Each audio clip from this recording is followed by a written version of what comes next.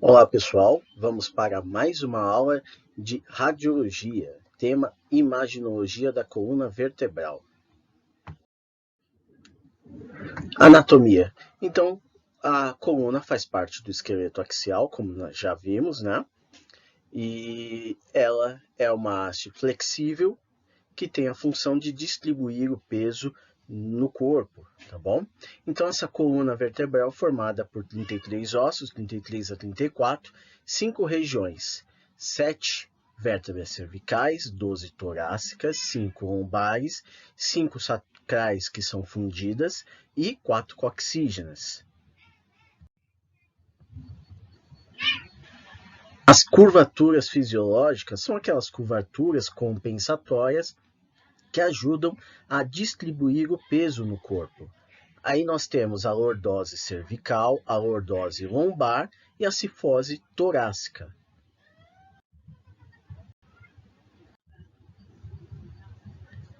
Então aqui nós temos aí um pouquinho mostrando essas curvaturas quando elas são formadas, ok? Qualquer exceção, qualquer variação nessas curvaturas são patológicas, como uma hipercifose, hiperlordose, né? Uma escoliose, que é um desvio lateral, ok? Falando um pouquinho das características de uma vértebra, tá? As vértebras cervicais, geralmente, ela é menor, o seu corpo da vértebra é menor, né? Ela possui um forame no processo transverso, né? Uma característica única desta vértebra. Possui um processo espinhoso, muitas vezes bífido, né? Ou seja, dividido, né? E a primeira e a segunda são incomuns, né? Tem uma característica diferenciada de todas as outras vértebras, tá?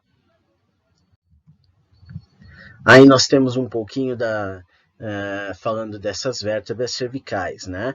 Aonde nós temos aqui as estruturas mais comuns, né? Que é o corpo, o forame no processo transverso, né? As faces articulares, o processo espinhoso bífido, né? O forame vertebral, tudo isso é uma característica de uma vértebra, né, normal. Só que uma vértebra cervical, ela tem uma característica de ser menor, ter esse processo espinhoso do bífido e, principalmente, ter um forame no processo transverso, tá?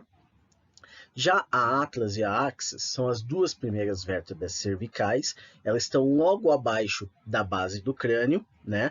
Aonde atlas é a primeira vértebra logo abaixo, se articula aí, né, tem uma face articular superior, aonde se articula com uma superfície articular da base do crânio, né? Ela possui um arco, né? Não possui corpo, tem o forame do processo transverso, né?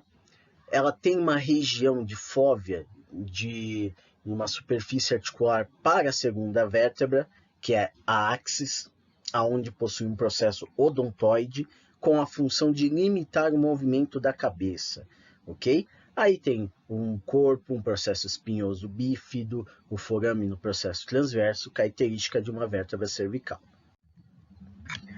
Aqui vemos um pouquinho da anatomia, né? O processo odontoide, o processo espinhoso, o arco, né, dessa vértebra, né?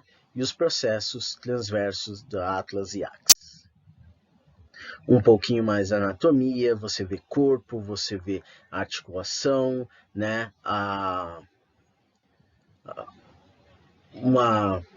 Os seus processos espinhosos, a sétima vértebra cervical.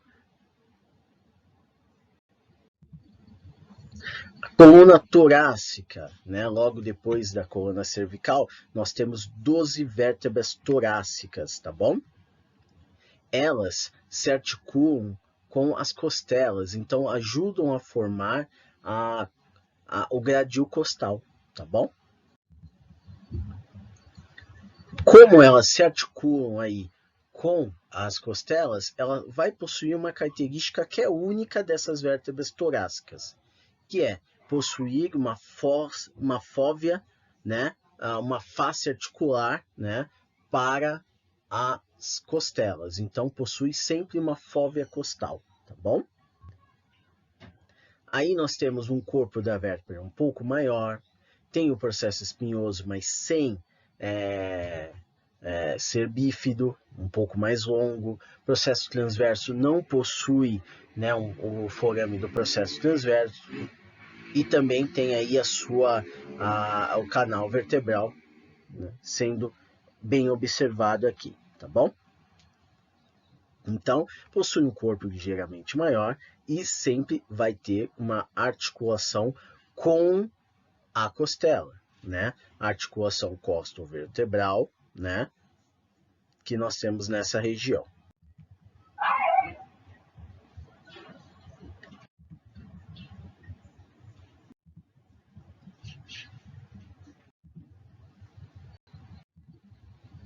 Um pouquinho mais da anatomia e você vê nessa imagem 17, processo espinhoso, o processo transverso, a sua silhueta, o corpo da vértebra, as costelas, né? Tudo fazem parte aí desta imagem. Um pouco mais, né? E você consegue ver face intervertebral superior, face intervertebral inferior, né? A articulação que aí nós temos entre dois corpos vertebrais, né? Que você tem a articulação intervertebral, né? O forame intervertebral, face articular, né? O processo articular superior e inferior, né? Processo espinhoso. Vértebras lombares. Uma grande característica de uma vértebra lombar é ter um corpo da vértebra muito grande e ter o seu processo espinhoso mais rombo, mais arredondado, tá? Um pouco maior, mais grosseiro, tá bom? Certo? Mas ela é uma parte, uma região da coluna vertebral que recebe aí um grande ação de trauma, tá bom? Ela concentra uma pressão muito grande, tá bom? Aí nós temos um pouco da anatomia, mostrando o seu corpo da vértebra grande, o seu processo espinhoso grande, as faces articulares superior e inferior, forame intervertebral, tá bom? Um pouco mais da anatomia radiológica dessa região.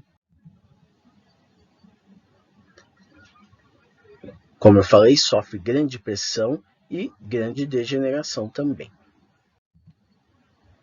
Um pouquinho mais de anatomia, processo espinhoso, né? Aí você tem também, né, o processo transverso sendo mostrado aqui nessa região, ok? Osso sacro. Como eu falei, são 5 vértebras sacrais, mas tudo disposto em um osso fundido, tá bom? Aí ela vai ter seu corpo, vai ter os forames intervertebrais, processo espinhoso, ok? Possui uma base do osso sacro onde se articula, né, a quinta vértebra lombar, formando aí uma articulação chamada de lombo sacral ou lombosacra, porque nessa região você pode ter uma degeneração, um escorregamento do disco intervertebral, né, nessa região, tá bom? Ossos cox, né, a parte da coluna que é o cox, também é um osso fundido, tá? Possui de 3 a 4 vértebras, tá bom? Aí você tem as vértebras, né, algumas regiões, né, os cornos nessa região, sem a presença do forame. Aqui uma imagem, né, do osso sacro com o final do cóccix. E aqui uma imagem radiológica desta região, aonde você consegue ver vértebras lombares de L4 L5, L5 S1, que é a articulação sacroiliaca, articulação lombosacra, as vértebras sacrais. No final, o cóccix e as suas vértebras sacrais.